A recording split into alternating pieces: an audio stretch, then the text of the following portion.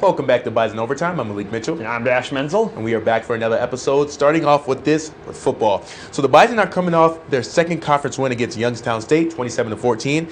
Not the blowout we were expecting, but a win is a win. No, but we got to give the Penguins some credit. They came in hot and furious.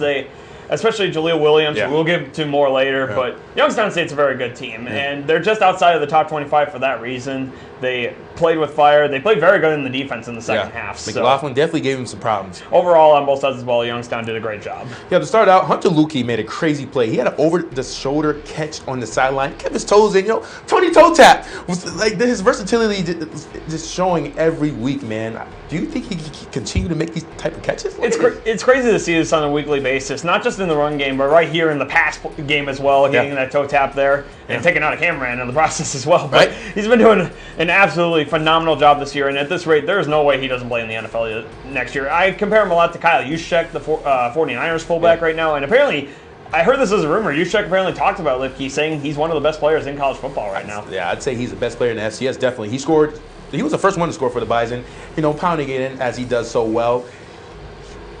On his second touchdown was crazy, though. So he had this crazy cut, and his vision was getting better every game to me.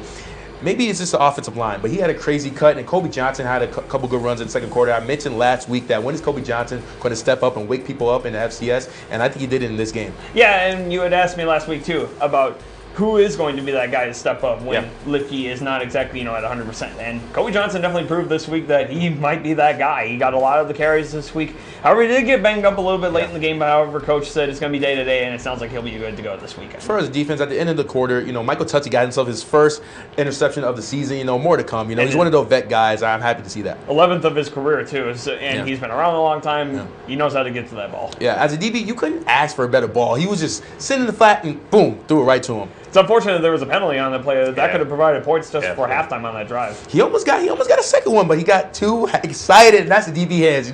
When it's too good to be true, I'm surprised he got the first one, but when it's too good to be true, it seems like they just drop it. Unfortunately, he and Justin Telfer both had drops, and they both said after the game that they had to Coach Hentz, they owed him one for that. That's what they both said after the game. Yep. Kind of getting to the offense, starting with the quarterbacks. Cam Miller, I think, had another solid game. You can tell he knows the playbook inside out. He doesn't force anything, and he leads the offense with a good tempo. Yeah, and that's what the tempo has been all year. Just keep it solid and consistent. You don't have to pass for too much. Or pass around to 100 to 150 yards, and that's going to win you the game most weeks. Cam Miller, Cole Payton, got some more reps in this game than he did in the last. Kind of the running, we have yet to see his passing ability, but hey, what do you got to say about that? Because this is every week. Yep. This is every week, time in, time out, and your excuse has always been what? It's been that he doesn't have to pass yet, and I don't see the point where he has to yet, unless there's a point where, knock on wood, that Cam Miller were to get hurt or something were to happen, that Peyton would have to take a majority of the snaps in a game. That's the only time where I could see it being needed, that he needs to pass. So you don't think he needs to pass this whole season, or waiting till next year? What do you mean by that? I say he could wait till next year, because the fact is he still got, not next year, but the year after that is the year that he's supposed to be taking the role from Cam Miller, because Cam Miller still has another year yet after this year. So I would say he's got some time yet to be able to learn the playbook some more and to develop his passing skills. He's got time yet, I think. Okay, moving on to the running backs. Hunter Lukey had himself another game. He's just a workhorse. They kind of let up the gas with him in this game. He only had 13 carries, and I mentioned this last week. This will be a game, to just make him calm down a little bit, because, after this week, he got SDSU, kind of rest the horse for a little bit. He also did have a fumble in this game, which we don't see very often from him. Thankfully, Luke Stoffel was there to get on top of it. But, and we talked about this before earlier today, that this wasn't one of his better performances, but it's still far from a bad performance, which is so crazy about him. The fact that his floor is still so high, even like a 66-yard game, that's a great game. I mean, that's still a good game. But, in his standards, that might not be as great of a game. And that's the thing about him. Even if the Bison win or lose, Hunter Lukey still has an impressive game, because, like I said, the offense kind of looks for him to perform for the Bison on that offense. So I think this is one of those things that you like about him. But even if he's not at 100%, Colby Johnson and Dom Ganella each got the carries a lot in this game. So that's the great thing about this Bison team. Even if one guy's not at 100% of the running back core, there's at least 5 other guys there to take the mantle. I also mentioned last week, when is Colby Johnson going to step up? In this game, I think he kind of turned some heads. He hasn't had any crazy plays like the 97-yarder he had last season, but, I think he's starting to heat up. As far as passing, Joe Stoffel has stepped up, in a tight end position since Noah Gendorf went down with the ankle injury, and it's unfortunate, man. It's very unfortunate. Noah Gendorf, a guy who has come back from so much. He had the ankle injury that ended the season prematurely last year. He tried to come back from it, unfortunately. Just came back on him, and this will be the end of his Bison career. Hopefully he still gets a shot with the NFL, but that road is a lot tougher now. But Joe Stoffel did a great job in relief for him, and that is something that we're going to need to see more now that he's going to be tight end number 1 for the rest of the year. And I think he did a great job against Youngstown State. Yeah, I think his catching ability is there. He's obviously not as big as Gendorf. Like you said, he's built like Gronk. And Gendorf is just naturally huge, but I think he can fill that void at the tight end position. Dash, anything? Nope, I'm good. What are some defensive stats I think you were about to ask? How's the defense doing? There you go. We'll get to the stats later. There you go. But the defense overall had a great day. Another game with a turnover, and they held a good Penguin offense to only 14 points and one touchdown, and that's a great day overall. But the one problem, which is kind of obvious for the Bison, was Jillian Mclaughlin. Yeah. One of the best running backs in the FCS, and one of the best running backs probably in all of college football, I would say. Okay. You're not in the top 10 in total yards in college football all time for nothing. Okay. I mean, that's blatantly obvious. Yeah. McLaughlin had 17 rushes for 150 yards, including the big 44-yard run they had just before halftime that got down to the 5. Thankfully, the defense was able to stop him, though, inside the 5-yard line, which is something that the Bison seem to do great. Goal line stands. Yeah. The defense also did a very good job against the pass, only giving up 121 passing yards, and they forced Youngstown to change quarterbacks at halftime. You're doing great. Yeah. And that seems to be a common trend. A lot of teams that we play, Drake, I think North Carolina A&T as well, switching quarterbacks at halftime, that proves that your offense is going nowhere and you have to change something. So that proves that the defense has been doing a great job. Yeah, I'd say Cole Green definitely had problems with McLaughlin. Even though McLaughlin had those great plays, those great runs, you still need a team to back you up, and he just didn't have that, so he couldn't get the dub. Yeah, and, Youngstown State, I feel like they are a very good team this year, though, even though they lost. They're definitely going to have a better year than what they had for the last couple of years. Yep, and as far as our defensive line, they took a big hit. Jake Kava, you want to expand on that? Yeah, absolutely. Jake Kava possibly a torn pec, which would be a season-ending injury if that's the case, but however, nothing's been confirmed yet. Yep. But that would be a massive blow to a defensive line that's already lost Eli Mostert. Yeah. And Will Mostert got banged up in this game as well. I think he'll be back, though. But it just proves the fact that the D-line is very thin right now, which is kind of surprising. Yep, and we mentioned that they were kind of loaded.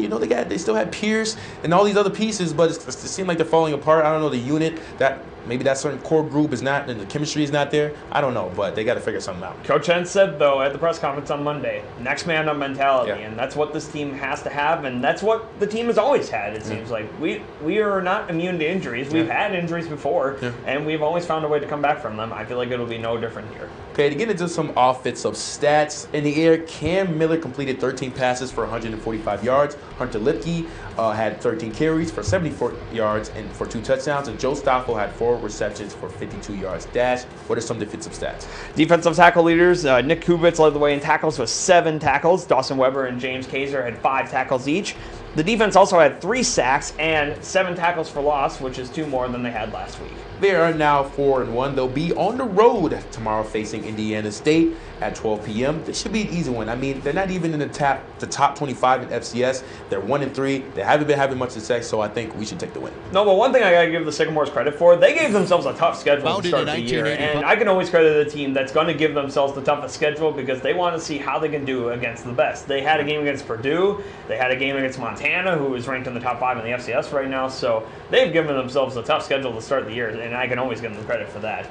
However, NDSU did beat them 44-2 last year, and this is also the first time that the Bison are going to Terre Haute since 2017. And back in 2017, a guy by the name of Robert Tonyan was playing for the Sycamores, but they don't have a Robert Tonyan this time around, so this will definitely should be a win for the Bison. And this is also the team that Colby Johnson got his 97-yarder, last season at the Fargo Dome. Do you think this team? I don't know. I don't want to say a good luck charm, but do you think this is a team he can get some plays and ball out? I think so, especially with this offensive line more than likely getting Nash Jensen back this week. So the offensive line should be at 100% again. I feel like the run game should be dominant against this Indiana State defense. And I think the Bison should be able to pull out the win 42-7. And I don't think we give enough flowers to the old offensive linemen, man. They've just been balling out, and they lost a couple pieces, and they still going strong. Yep, Cordova Olson going off to the NFL. But you got guys like Cody Malkin and Nate Jensen coming back and making this offensive line strong. Yep. And that's why the running game is so good every year. We talk about the running backs, and yes, the running backs are absolutely great, but the offensive line is great as well. It's a great and deadly combination when your offensive line and your running backs are great. Speaking of the running backs, it's kind of going unexpected because we saw Tamir Williams earlier. Now we're not seeing him too much, and then now we're seeing TK Marshall kind of, and then we won't see him for a while. And Dominic, what's the balance? Is it just for sure Hunter Luque in the backfield? I don't know. It's definitely a balance thing beyond Hunter Luque because he's definitely the main guy. But you got guys like Colby Johnson, you got guys like Tamarick Williams getting a lot of snaps, and Jalen Bussey didn't get any snaps this week, and it's definitely a wonder of who's going to get more snaps than other. But I think it's partially the coaches going with who's going to run the best against this defense, who do we feel like has got the best advantage, the set of skills against this defense, and also who could have the hot hand at the moment. That's true. What do you got them winning? I got the Bison winning 34-7. And I say this because, the teams like Youngstown and North Carolina, we had some kind of blowout predictions. It just didn't happen. So I'm taking it light here. I'm doing 34-7. Come on now. I made the mistake last week of underestimating Youngstown State's offense. However, I don't, Indiana State, they don't have a Julia Williams on that offense. So that's why I feel like the Bison should have a better day on defense overall. Now, do you think they should rest a couple players, some of the vets because of the team they got, after this week, CSU. This is not a tough one. We haven't got the quota marker for a couple years now. It depends on how banged up certain players are. Like we saw Dawson Weber, Will Moster, Jake Cava, and Colby Johnson all got banged up. And apparently Cam Miller was a little shaken up towards the end of the game too, although it sounds like he is good to go. So, it just depends how banged up they are. I feel like if they are good to go, then let them play. You might as well. There's no point if they're not hurt or hurt enough to play to not play them. So definitely also have to get them prepared for SDSU by getting them ready. All right, we'll just have to wait and see. When we come back, we'll get into some other sports. Don't go away. Stay tuned. Founded in 1985, the Missouri Valley Football Conference has established a tradition of FCS football excellence. Competing at the highest level of NCAA Division I, student athletes at its 10 institutions demonstrate character, passion, and integrity as they grow as a student, an athlete, and a citizen. The Missouri Valley Football Conference, where leaders are shaped and champions are forged. One kid, one mentor, plus one moment can unlock limitless potential. 30,000 youth are waiting. Be there for one of them. Become a big today. At NDSU, we're going to teach you about how to work with people. We're going to teach you about relationships with people and how to manage those relationships successfully, whether that's at work, whether that's at home. We have majors in agricultural communication, strategic communication, journalism, and management communication. We have students who have graduated who are doing all kinds of different things, everything from marketing to writing content to development to career coaching. We also, of course, have people doing more traditional things like news reporter or working for TV stations.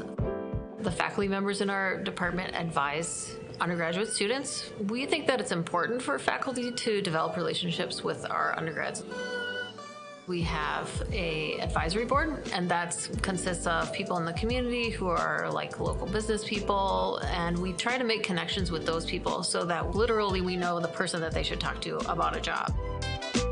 You can't be in the world if you can't communicate. My recommendation is that you take some communication classes at the very least if you can. Even better, do a major in communication.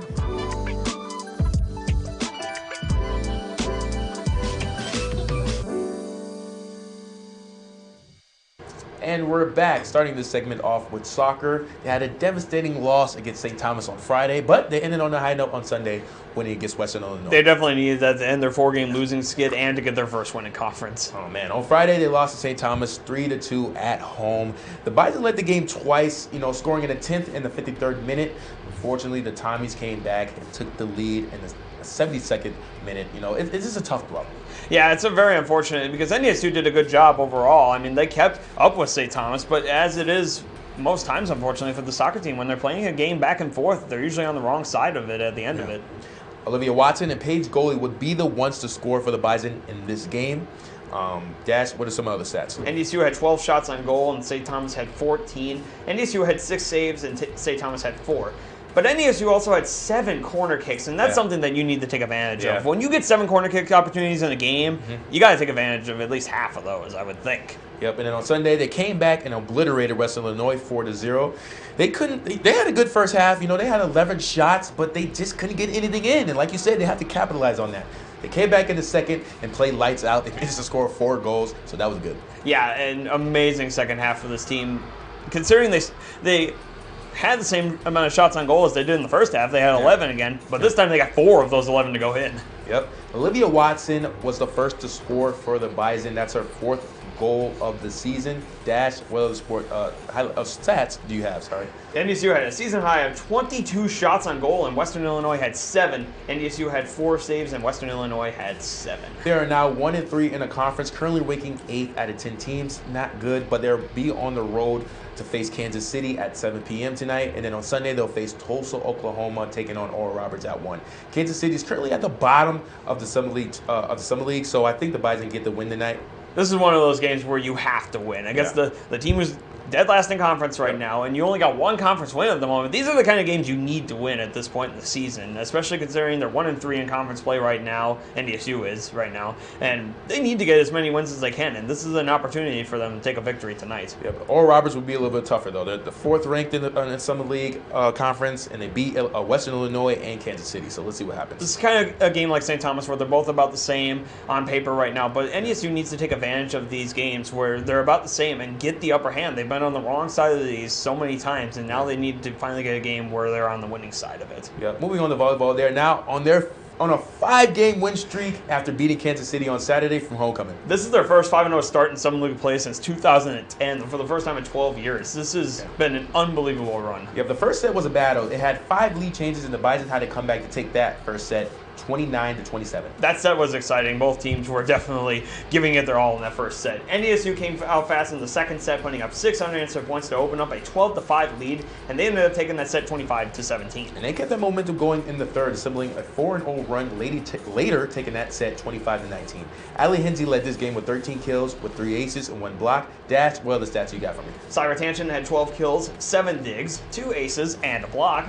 And Michelle Glover had 11 kills and 1 assist. They are now 5-0 in the conference, taking number 1 in standings. Tomorrow they will host UND. UND. The first service is at 7 p.m. at the Benson Bunker Fieldhouse. Now, UND is 3rd in the conference, so this should be a tough game, but it's UND, so they got to get the win. The Bunker Fieldhouse is going to be rocking tomorrow night. There's going to be a lot of fans, NDSU and UND fans there. Yeah. It's going to be a packed house. I can't imagine there's going to be an open seat. Yep. And this is going to be a very exciting game. Both of these teams very good in conference play right now, and NDSU is going off this amazing ride right now, 5-0, and including beating USD a couple of weeks ago. It doesn't look like anything can stop this team right now, but UND, you know they're going to give it their all in a big rivalry matchup. But it's what do I always say? It's all about momentum. All you need is a little bit of momentum. In the 5-game win streak, I think they can take them. And honestly, a bit of a hot take right now, but I could argue that NDSU, or the volleyball team, is probably the team that is playing with the most fire right now out of all the sports teams right now on campus, even over football, I might say.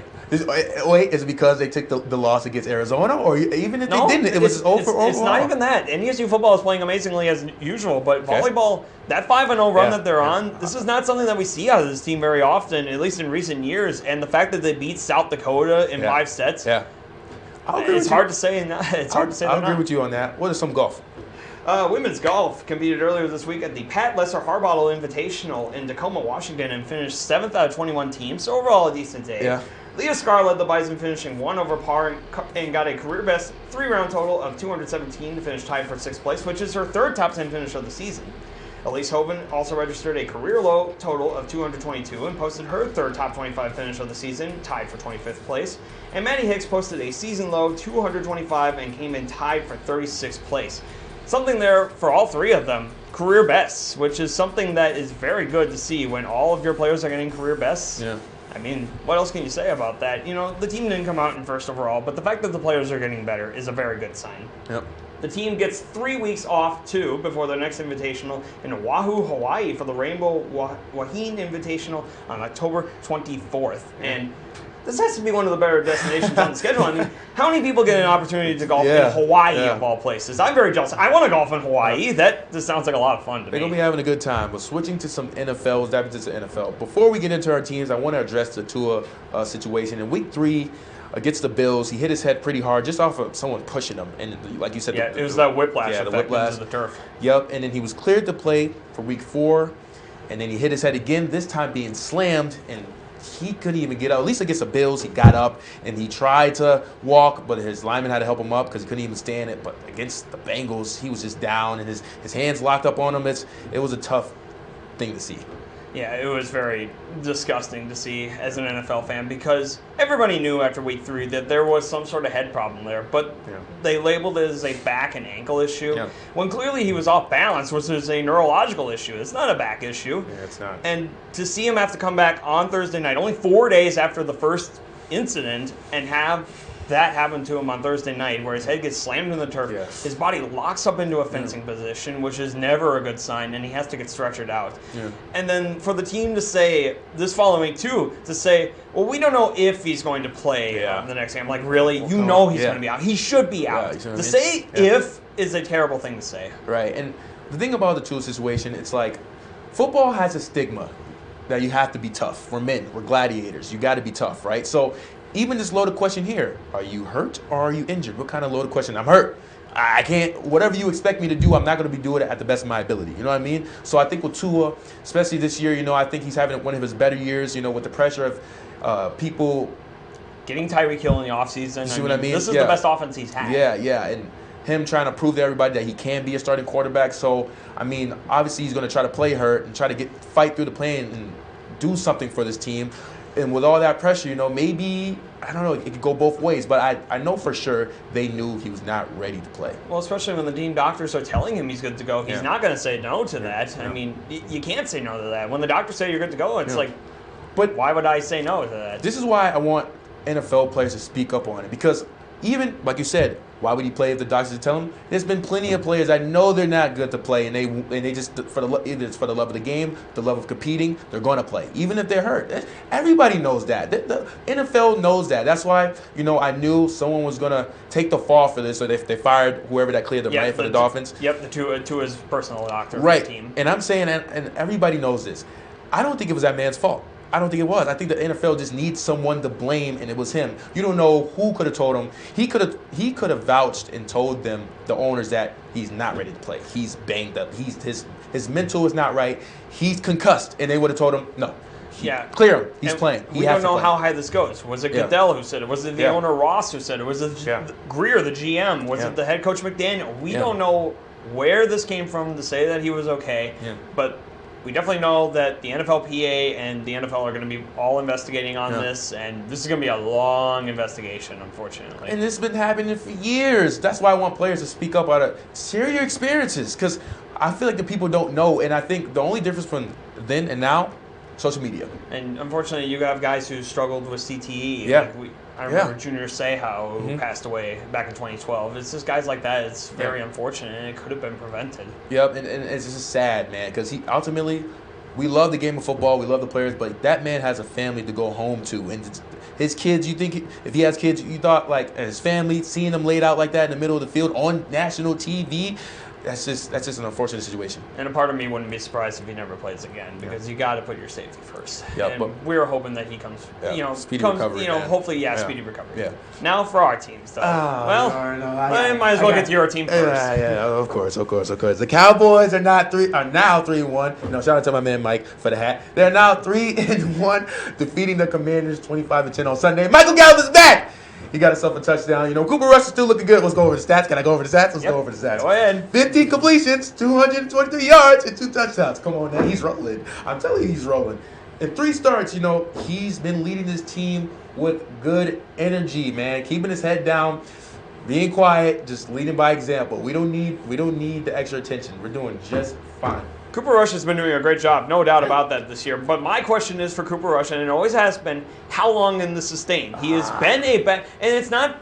He's a backup quarterback. Yeah. You know, he has been his whole career, Yeah. and more often than not, when a backup quarterback comes in for an extended period of time, there's going to be at some point where it's going to drop off. And when will that be? He's probably got what is going to be his toughest test he's ever faced this week against a Rams defense featuring Aaron Donald and Jalen Ramsey. So what can he do against this team? I'll touch on that. There's been talks like what can Cooper Rush do when he goes against, like you said, tough defenses. Like we've never been down 2 scores. You know what I mean? So I want to see how he can perform when he's against the fire. You know, when he's against the grain, and you have to pull that team together and get ahead. That's true. I'll give you that. But give him a chance. I feel like people are just saying he's not the caliber quarterback. He's a backup. He can't do that. We got to see it to believe it, right? And I'm not saying it's impossible. He's done a very good job as a game manager so far. Right. He's definitely not going to be like the quarterback that's going to blow out the stats like a Lamar Jackson or a Patrick Mahomes, but he's doing what he can so far. Or, you know, he's doing more than what more than what people are expecting. Little past expectations, and I want to see what I think. The Rams is a good test, even though they haven't been having much success. But I think this is a great test for Cooper Rush, and I can't wait till he proves all you guys wrong about the Cowboys. Well, let's be honest. We all thought that it might have been a mirage because his one game last year was against Minnesota. So that was pretty easy. But he has been doing a great job. I'm not dissing on you guys. I'm more dissing on the team that he beat. There you go. But yeah, it's always good when the Vikings. It's always good when the Vikings. But he's done a great job this year against the Bengals, the Giants, and the Commanders so far. But like I said, he's got a tough road these next couple of weeks. He's got the Rams and the Eagles, so it'll be a good test. I want to touch on this too, and the odds are against him in my opinion because we got some guys banged up. CeeDee Lamb, groin injuries, Noah Brown now with his neck, and Dalton Schultz. And I hate this because let's just say he does lose or he doesn't, play up the par. They're gonna use that against them, and the circumstances are bad right now. Especially with Dak Prescott claiming he can come back from that injury right now. Like I'm gonna tell you what my grandma always told me: if it's not broke, you better not go fix it. You might tweak something. What if Dak wants to play? I heard he can't even grip the football all the way. What if he injures that hand worse? Exactly my point. And what if he comes in and does worse? What if he, the offense starts to mess up? Just let Cooper Rush do it. If it's not broke, he has a high hand. Just let it go until it burns out. That's my opinion. Yeah, but that defense of yours is still as strong as ever, though. Yeah, already know. Trayvon Diggs definitely recovering from last year. Even though he had a lot of interceptions last year, the coverage was not so great, but he's definitely getting better in coverage this year. Micah Parsons, Lawrence, they're doing a great job on the D-line. You see Trayvon Diggs with the pick of 11 for heaven. We're rolling, baby. You already know. How about the Cowboys? Now for your Packers. The Packers, well, we won. Oh, my God. That's what you got for me? That's all I'm going to say. For the start. I got a lot more, but my opening statement is we won. Slow down, you're going to get a speeding ticket. First of all, no starting QB, close game. Third string quarterback to be exact, too, for most of that game. Picks. Come on, Packers. You guys have just been getting over. Let's get a quick recap here real quick. So the Packers were able to get a touchdown early in the second quarter with NDSU alum Christian Watson getting his first NFL touchdown. That's the only good thing about this game. Hey, and it was on a jet sweep, too, which kind of reminded you of NDSU a little bit, seeing those jet sweeps. Yep. Now, for the defense, though, too, the Packers defense has also been playing great so far this year. Rashawn Gary forced a strip sack just before halftime, but Aaron Rodgers gave it right back to the Patriots, giving it to a pick six to rookie Jack Jones at the end of the half. And the score was 10-7 New England at halftime, and I was terrified. I was terrified. I was livid. I was a whole bunch of different emotions because I'm like, what has happened to our offense? Amen. I knew we weren't going to be the same caliber that we were in previous years, but I didn't think we were going to be this bad. But thankfully, after the halftime, the offense definitely picked up. Rodgers was able to pick it up in the second half, throwing touchdowns to Robert Tonyan and Romeo Doubs. But unfortunately for my blood pressure and for my cardiologist, the game still had to go to overtime. Yeah. The Packers defense did their job again in overtime, forcing a 3-and-out on New England, and the Packers were able to get a walk-off field goal with Mason Crosby to win 27-24. Even though, the offense, contributed to some of their points, I still thinking that you gave way too much credit to you guys' defense last week. I'm telling you, the defense is not as good as you think. If you analyze this game, the defense really only gave up one bad drive in my mind, and that was... In my mind. Keyword. I like that you see. I got you. In your mind, your Packers' mind. Continue. In a lot of people's minds. How about that? Continue.